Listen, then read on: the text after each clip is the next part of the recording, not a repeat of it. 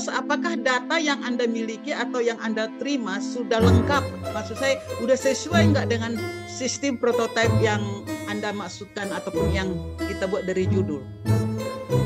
Ya baik Amos, saya ingin bertanya dari judul dulu ya. Jadi tentang analisa dan perancangan sistem informasi kemahasiswaan ya, berbasis organisasi kemahasiswaan. Ya, organisasi kemahasiswaan. Artinya kamu akan membuat satu sistem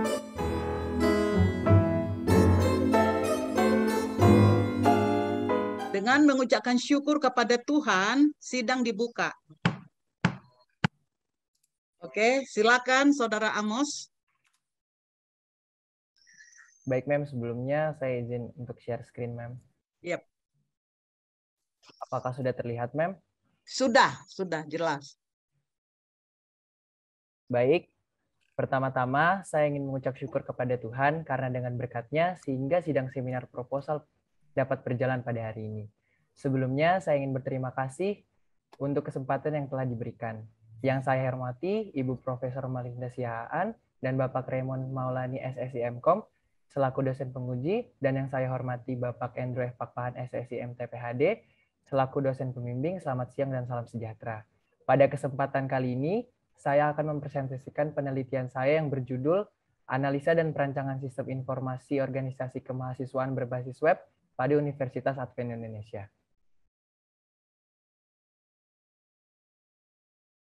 Untuk pembahasan pertama yaitu pendahuluan. Untuk pembahasan pertama, latar belakang masalah. Organisasi kemahasiswaan atau yang biasa disebut sebagai unit kegiatan mahasiswa di kampus merupakan sebuah media bagi mahasiswa untuk dapat mengasah kemampuan baik dalam segi mental, akademik, maupun rohani.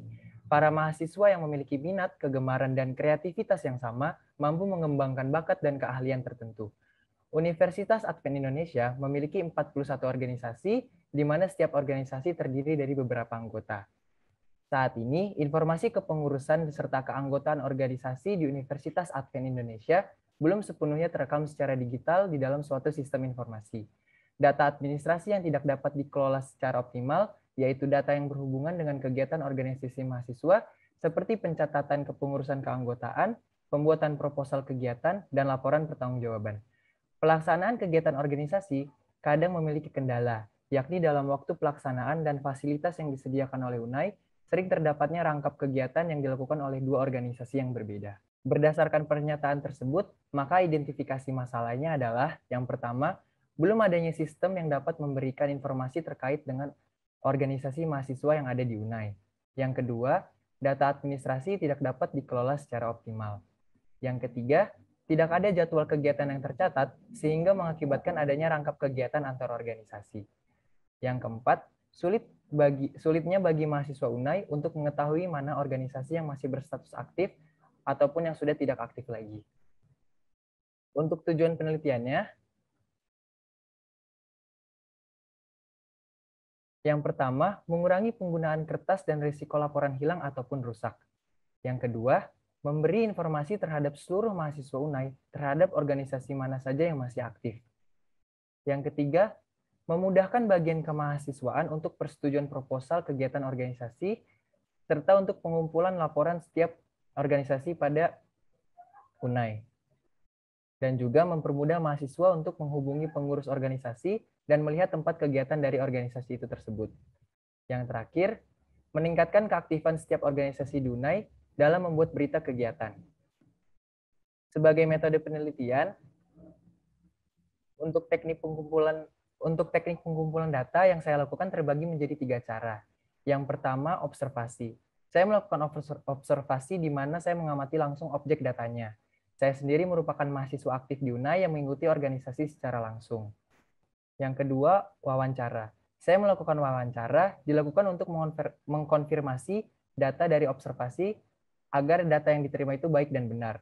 Untuk wawancara ini, saya melibatkan Kepala Biro Kemahasiswaan dan Ketua Pengurus setiap organisasi sebagai narasumber. Yang ketiga yaitu studi pustaka. Studi pustaka saya lakukan untuk mengumpulkan informasi melalui dokumen-dokumen dalam bentuk buku, jurnal, atau bentuk-bentuk lain. Sebagai metode yang digunakan untuk merancang sistem ini, saya menggunakan metode Agile Development yang terbagi menjadi 6 tahapan. Yang pertama, requirement. Tahapan ini bertujuan untuk memahami bagaimana informasi kebutuhan terhadap sebuah sistem. Mengumpulkan informasi yang diperoleh dari narasumber, yaitu Kepala Biro Kemahasiswaan dan juga setiap ketua pengurus organisasi, agar mendapat data yang lengkap mengenai kebutuhan pengguna akan sistem yang akan dikembangkan. Tahapan selanjutnya adalah desain. Selanjutnya pada tahapan ini, saya akan merancang suatu desain sesuai dengan data yang telah diperoleh, dengan tujuan memberikan gambaran lengkap mengenai apa saja yang harus dikerjakan. Untuk selanjutnya, tahapan ketiga yaitu development. Pada tahapan ini, saya menggunakan kode program atau yang kita biasa sebut mengoding untuk menerjemahkan rancangan dan analisa sistem ke dalam bahasa pemrograman tertentu yang dimengerti oleh komputer. Sebuah kode yang dibentuk akan menghasilkan sebuah program ataupun unit program dan akan berdampak dan juga akan sesuai dengan perintah perancangan serta menguji fungsionalitas sistem tersebut. Untuk tahapan keempat yaitu tes. Setelah semua sistem berhasil dikembangkan, maka tahapan selanjutnya adalah tes. Tahapan ini bertujuan untuk melakukan verifikasi dalam bentuk pemeriksaan dan pengujian sistem secara keseluruhan untuk mengidentifikasi kemungkinan adanya kegagalan ataupun kesalahan. Tahapan kelima yaitu deploy. Tahapan ini bertujuan untuk melakukan penyebaran terhadap aplikasi yang dikerjakan oleh pengembang, yaitu saya sendiri. Dan tahapan terakhir untuk konsep Agile Development adalah tahapan review. Tahapan ini dilakukan untuk melakukan pengecekan terhadap respon dari pengguna yang menggunakan aplikasi. Sebagai landasan teori, yang pertama adalah analisa sistem. Analisa sistem informasi organisasi kemahasiswaan pada Universitas Advent Indonesia merupakan seluruh kegiatan mahasiswa di kampus merupakan tanggung jawab Wakil Rektor 3 dan juga Kepala Biro Kemahasiswaan.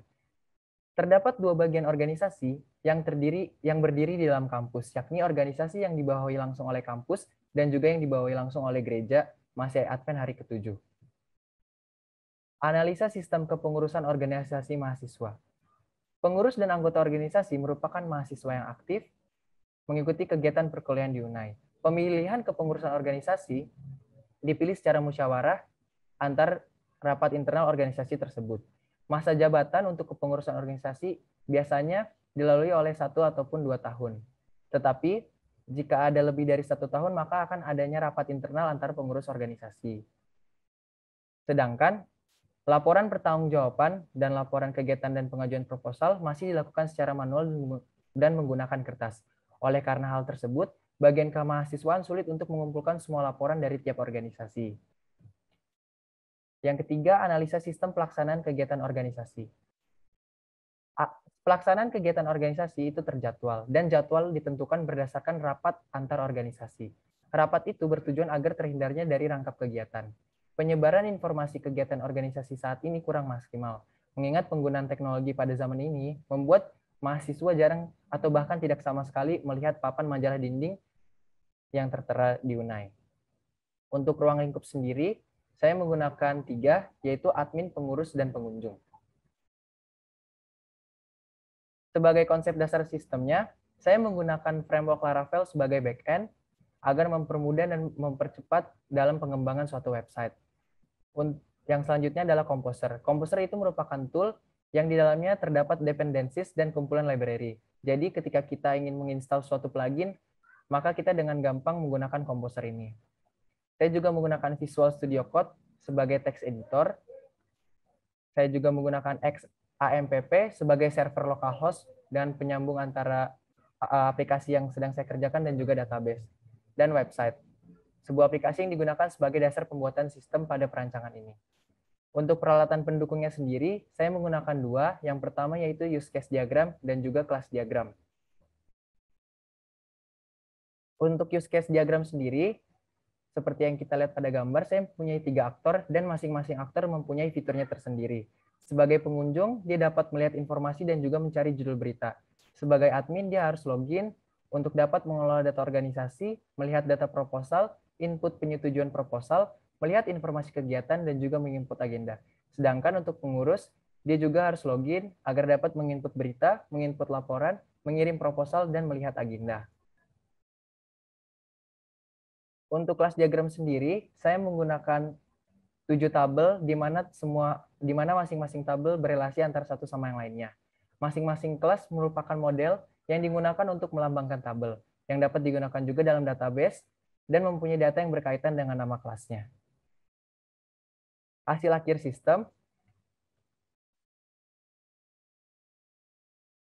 Untuk halaman berita sendiri, merupakan halaman pertama yang kita lihat sebagai pengunjung ketika kita masuk untuk website ini. Dan ketika kita menekan tombol read more, maka dia akan memunculkan detail berita terkait dengan berita yang telah kita pilih sebelumnya. Selanjutnya, untuk halaman organisasi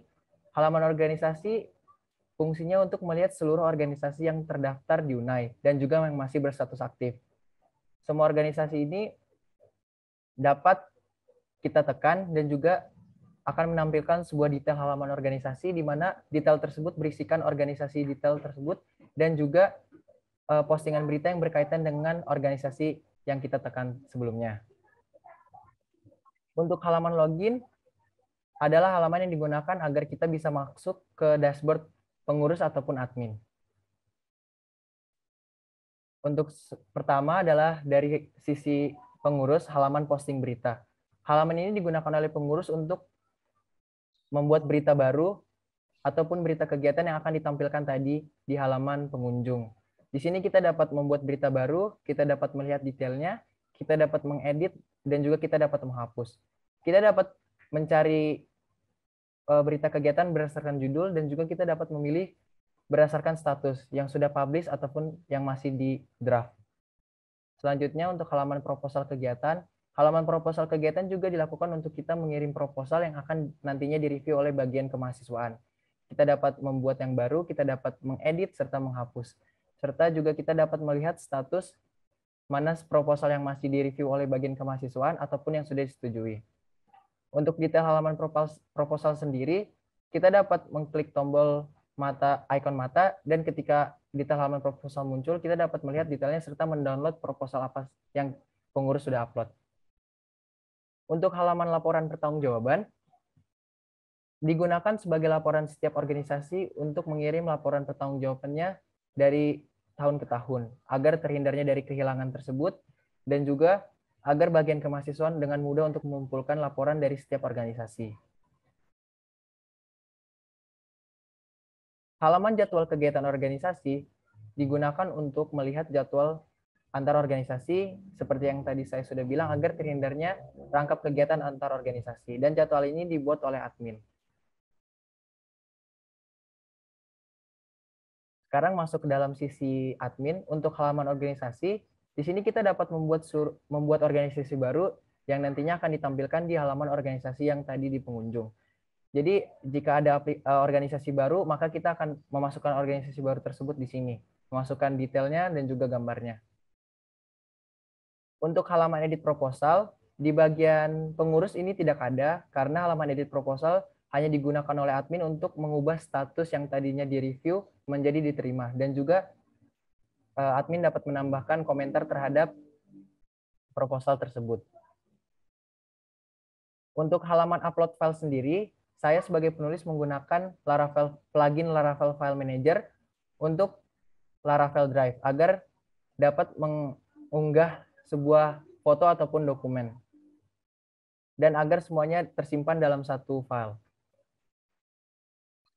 Untuk halaman user sendiri di sini kita juga membuat halaman user agar dipakai untuk login. Seperti yang tadi, jika ada organisasi baru yang akan terdaftar, maka dia juga harus mendapatkan user baru agar dia bisa memposting berita, mengirim proposal, serta mengirim laporan pertanggungjawaban.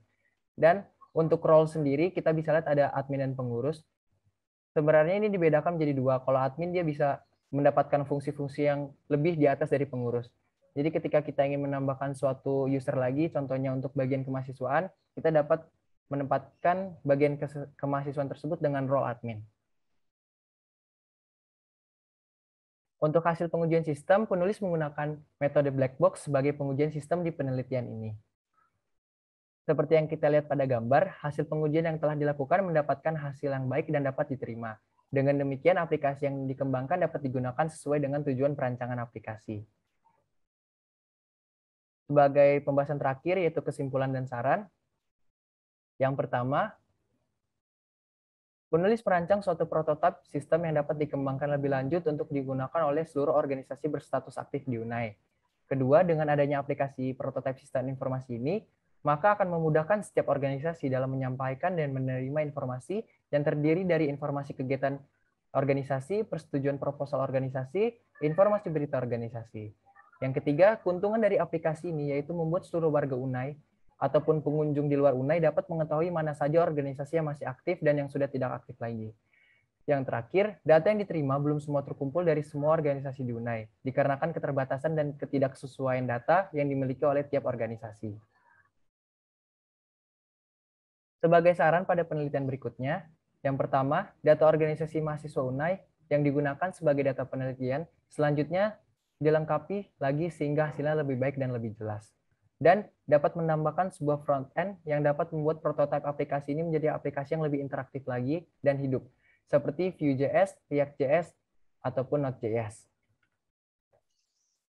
Sekian presentasi penjabaran penelitian saya. Mohon maaf jika ada kekurangan baik dalam segi penyampaian ataupun yang ditampilkan. Untuk selanjutnya, saya kembalikan kepada Ibu Bapak dosen penguji dan Bapak dosen pembimbing. Oke, terima kasih Saudara Amos. Pertanyaan pertama Saudara Amos. Ya, karena kan lama memegang di Hima ini ya sponsornya. Tapi sekarang ini lebih mantap saya lihat ya. Karena kalau ini sudah bisa diimplementasikan ya. Nah, sekarang yang pertanyaan pertama, Saudara Amos, apakah data yang Anda miliki atau yang Anda terima sudah lengkap? Maksud saya, sudah sesuai nggak dengan sistem prototipe yang Anda maksudkan ataupun yang kita buat dari judul? Belum, Mem. Karena beberapa organisasi yang saya minta datanya masih ada yang belum sesuai dan datanya masih terbatas, Mem, mereka kirimkan.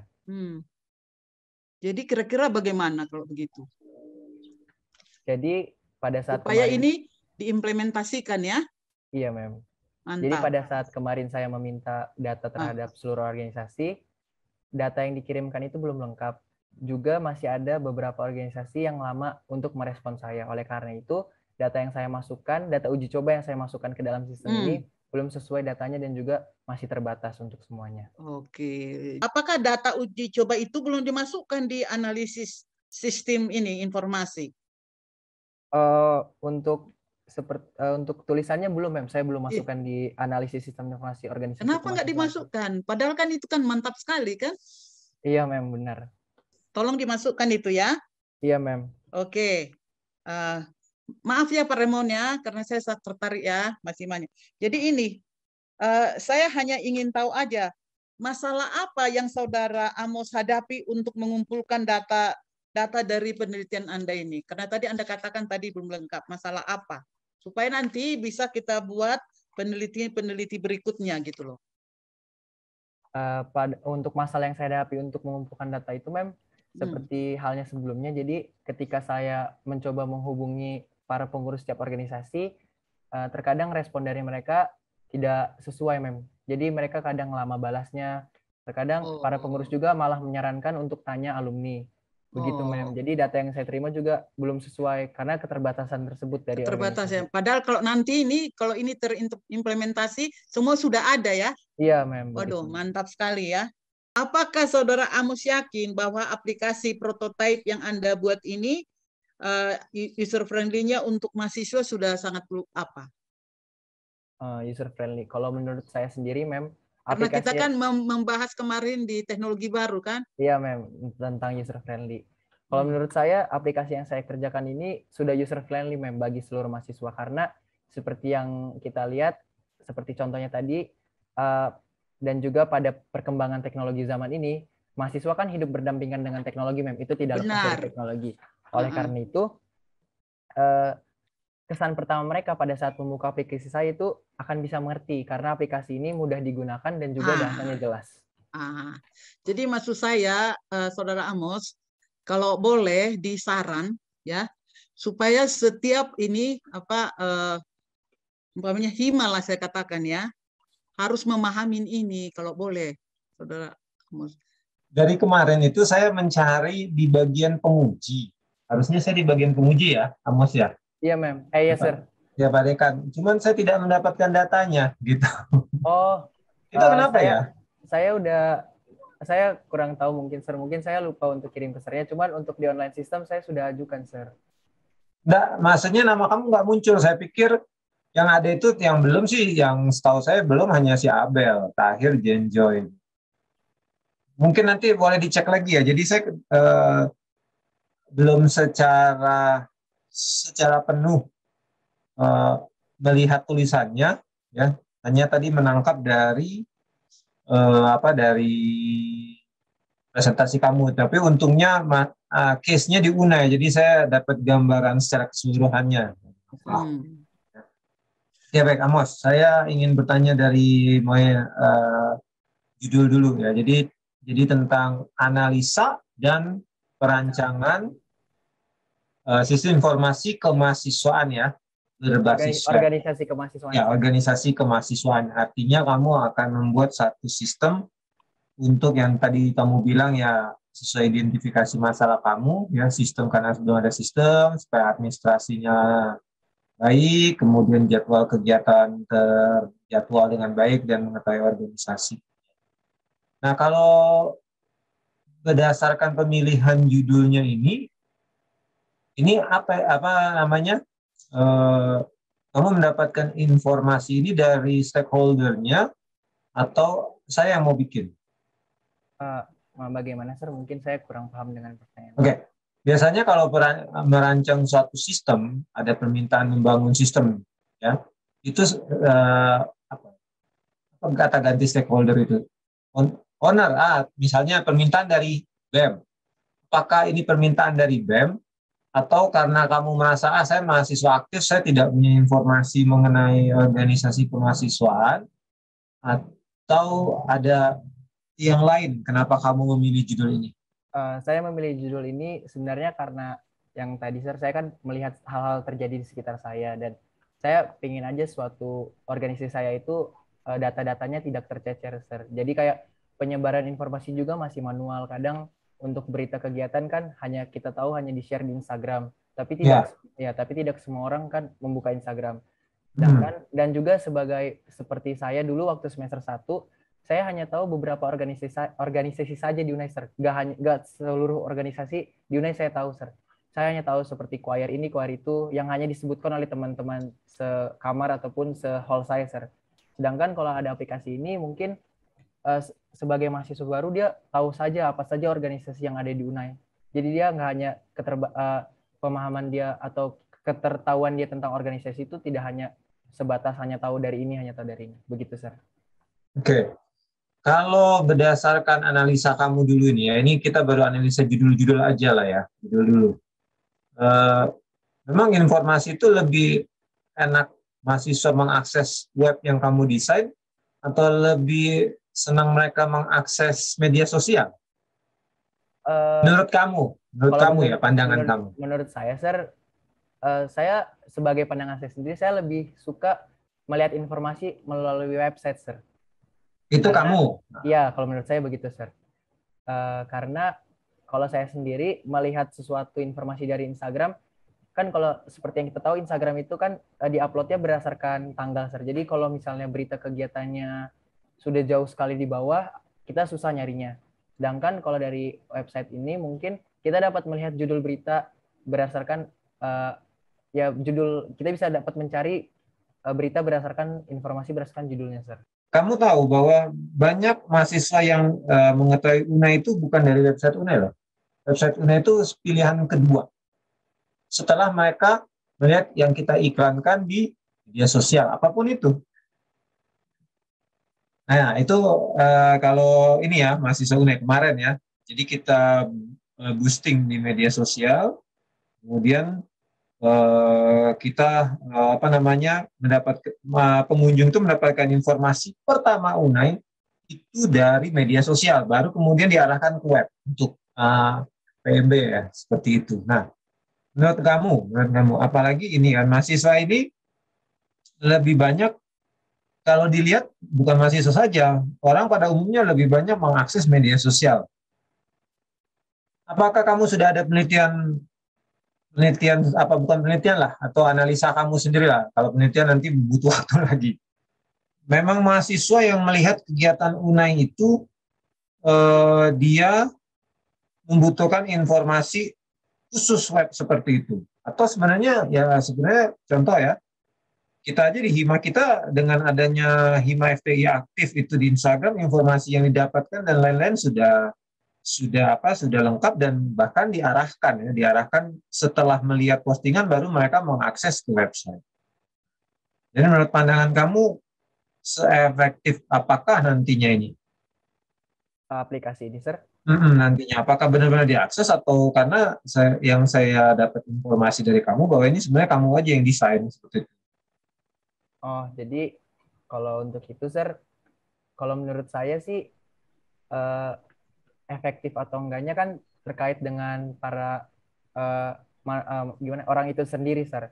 Kadang ada orang yang seperti saya juga di sekeliling saya, kadang ada orang tidak menggunakan Instagram. Jadi dia benar-benar tahu. Oh, ada ya? Masih ada. Masih ada, Sir, yang tidak menggunakan Instagram, Sir. Ya walaupun saya aktif juga menggunakan Instagram, tetapi di keluarga saya juga ada beberapa yang tidak menggunakan Instagram. Dan ketika nanya sesuatu kan nanya informasi malah melalui sosial media yang lain seperti WhatsApp. Jadi dia nanya, ada berita apa di UNAI? Dan oleh karena itu, coba cek Instagramnya, ini gini-gini. Oh, nggak punya Instagram. Kalau baru dengan itu mengirimkan yang kedua yaitu aplikasi website. Jadi menurut saya efektif atau enggaknya, Sir, berdasarkan pasar kita mau kemana begitu, Sir. Nah itu makanya menurut saya bertanya seperti ini jangan sampai nanti rencana kamu publikasinya kapan? Rencana saya publikasinya besok, Sir. Oh besok publikasi rencananya. Oh ya. Jadi gini, ketika kita membangun sistem, ini supaya gambarannya ya, kalau sebagai kamu, misalnya sebagai seorang developer di bidang komputer, ini saran dari saya saja untuk masuk. Ketika kita membangun itu tidak bisa kita bilang, oh ini maunya si developer, kita bikin ini karena belum ada. Siapa tahu belum ada memang karena tidak membutuhkan, seperti itu ya. Siapa tahu ada seperti itu. Yang agak saya tertarik ini, kamu menganalisa dan merancang. Cuma tadi saya melihat kamu cuma lebih menjabarkan kepada perancangan. Analisanya di mana? Analisanya tadi, Sir, ada di landasan teori. Ada 3 yang saya analisa agar dapat membangun rancangan ini, Sir. Apa aja itu? Yang pertama, analisa sistem informasi organisasi kemahasiswaan pada UNAI. Yang kedua, analisa sistem kepengurusan organisasi. Dan yang ketiga, analisa sistem pelaksanaan kegiatan, Sir. Oke, itu parameternya apa untuk menganalisa itu? Kalau untuk parameter sendiri, hanya berdasarkan ini, Sir. Masalah di sekeliling saya, Sir. Tunggu, tadi analisa apa? Kepengurusan. Analisa sistem informasi organisasi. Oke. Baru analisa sistem kepengurusan. Dan yang terakhir analisa sistem pelaksanaan kegiatan, Sir.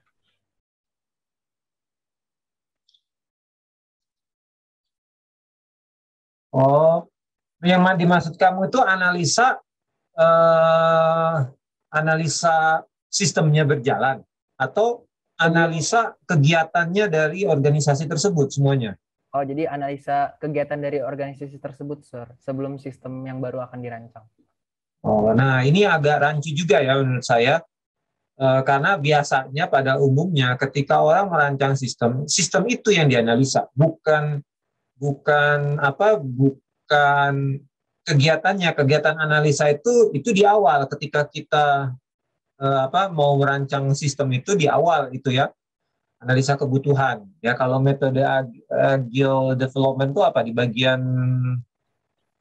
awal ya kalau nggak salah ya. Iya, Sir. Bagian awal ya. Oh. Di bagian awal requirement. Di requirement-nya ya. Iya, Sir. Nah, di situ itu analisa, oh ya ini loh sistem kita berjalan, tapi tidak cara kerjanya organisasi dunia seperti ini, tapi kita nggak punya sistem. Nah, sistem kita dibangun, kemudian baru dianalisa setelah rancang bangunnya selesai gitu. Nah, yang kamu analisa ini sebenarnya hasil dari sistemnya atau dari kegiatan organisasi? Dari kegiatan organisasinya, Sir. Oh, dari kegiatan organisasi. Iya.